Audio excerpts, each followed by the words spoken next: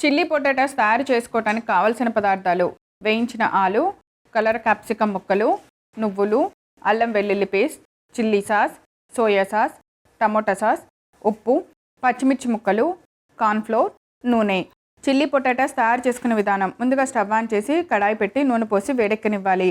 ఆ నూనె వేడెక్కిన తర్వాత అందులో వేయించిన ఆలు ముక్కలు వేసుకోవాలి. అలానే కలర్ క్యాప్సికమ్ ముక్కలు కూడా వేసి ఇంకా బాగా ఫ్రై చేసుకోవాలి.